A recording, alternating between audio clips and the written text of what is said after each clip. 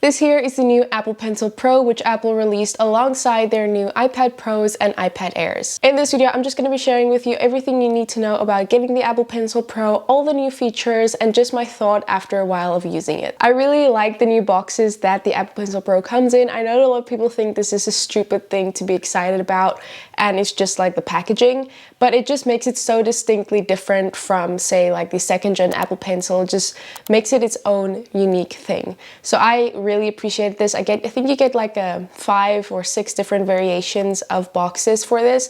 This is the one that I got, and I just really like this touch with the packaging. As for the unboxing experience, it's pretty similar to what we're used to with the second gen Apple Pencil. You just have your little booklets, and then you also just have the pencil itself. And something that is different about this Apple Pencil is the fact that it says Apple Pencil Pro, not just Apple Pencil. So that is what is distinctly different between this one and the second gen that I have here. Something that I do appreciate is the fact that the reusable pack of Apple Pencil tips they can buy from Apple, if your Apple Pencil tip wears out, is still compatible with the Apple Pencil Pro.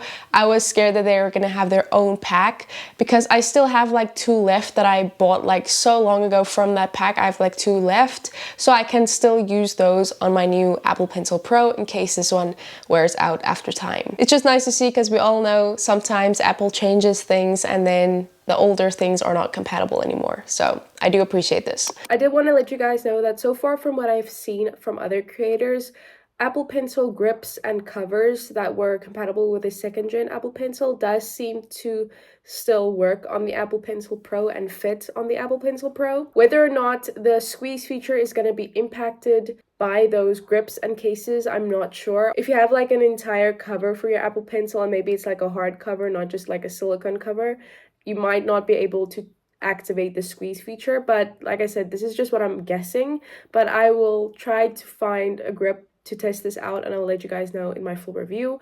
But as for the fit of cases and accessories for the Apple Pencil, it does look like whatever fits on the second gen Apple Pencil will still work on the Apple Pencil Pro and fit on the Apple Pencil Pro. As for the pairing of the Apple Pencil Pro, it's very similar to what we're used to. You just add it to the side of your iPad once it's set up, and then this menu will pop up showing you all the new features of the new Apple Pencil. It will introduce you to the new squeeze feature, and then also it will introduce you to Scribble. So we're familiar with this already, but in case you're not, it does reintroduce you. And then I will also ask to add the Apple Pencil to Find My, which is a new feature with the Apple Pencil Pro. You can now add it to Find My, and it will just show you the last connected location of the Apple Pencil. So if it is disconnected and someone took it away from the last place it was disconnected, it's not really going to help you, but if it's just around your house somewhere, you can see the last place where it was connected. Now let's cover some of the new features of the Apple Pencil Pro and everything that's basically new with this model of Apple Pencil. So I would say the best new feature is the squeeze feature, and I think this is just, out of all the new features, this is the best one,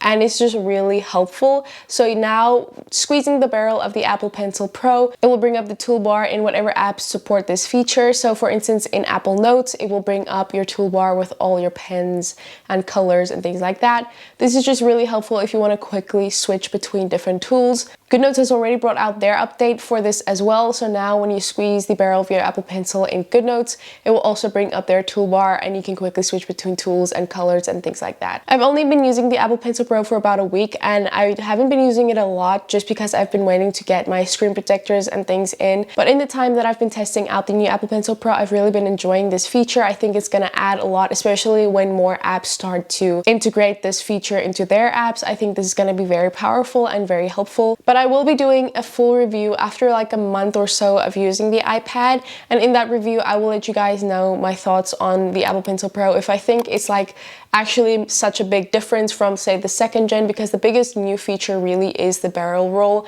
and the squeeze gesture for the toolbars.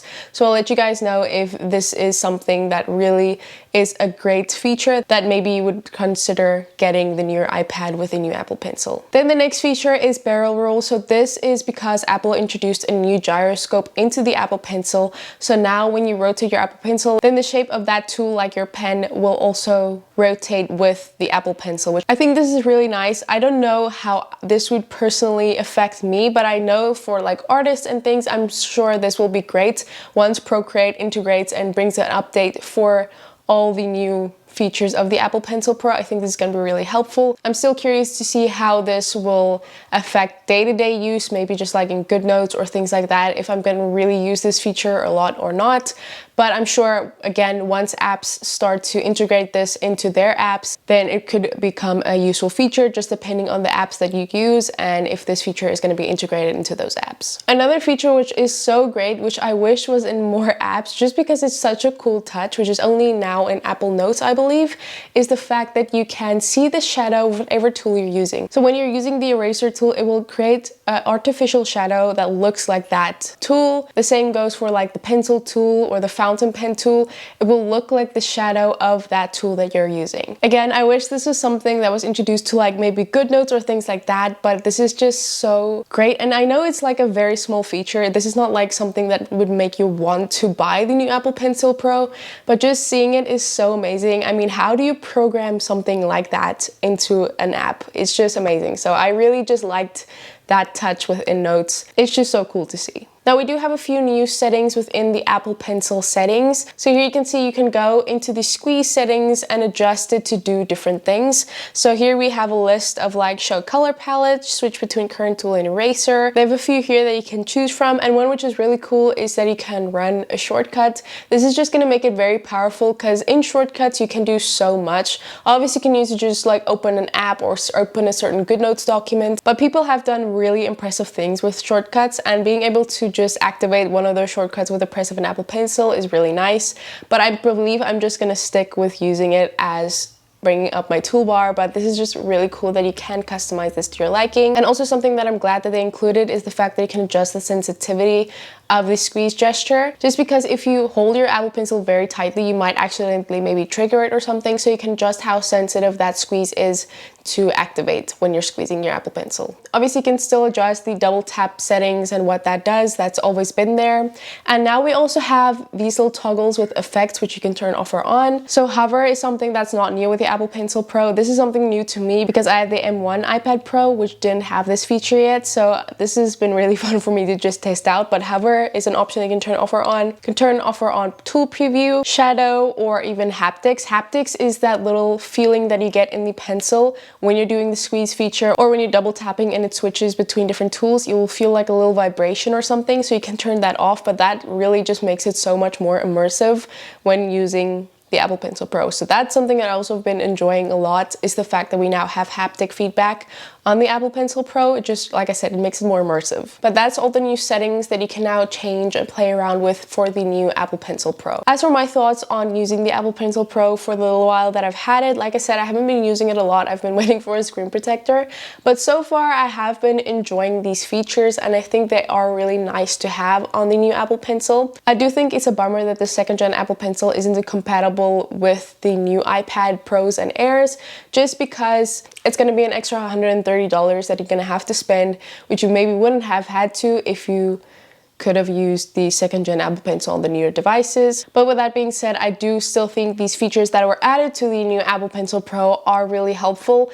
And again, the barrel roll feature, I'm not sure how that's going to be translated into my life and my daily use, but I'm sure artists are going to enjoy that a lot.